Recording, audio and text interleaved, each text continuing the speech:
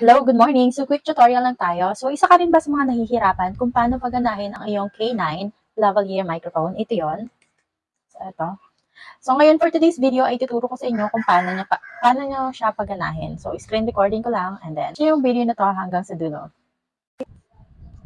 So, first na gagawin nyo is pumunta kayo sa inyong settings, phone settings, and then hanapin nyo si OTG. Yan, si OTG connection. Click nyo lamang OTG. So, pag hindi nyo alam, search nyo para mas mabilis. Ayan. So, ayan na siya. So, naka-on na yung OTG ko, kaya, kasi ginagamit ko yung K9 lavalier microphone ko, wireless microphone.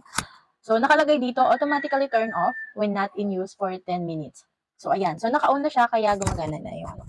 Then, pag naka-on na siya, so kung na-on nyo na yung OTG sa settings nyo, etong receiver, isasalpak nyo naman siya dito sa phone nyo. At dahil isang phone lang yung gamit ko, hindi ko mapapakita sa inyo. Kaya, eto yon. Ayan. Isasalpak nyo na lamang siya dito sa phone nyo, sa ilalim. Yung charging port, doon nyo po isasalpak. And then, isi-switch on nyo lamang po itong inyong wireless microphone. Ayan. Meron po siyang switch on dito sa ilalim. Long press nyo lang po hanggang sa mag-green siya. So, kung mag-green na siya, ibig sabihin is connected na siya.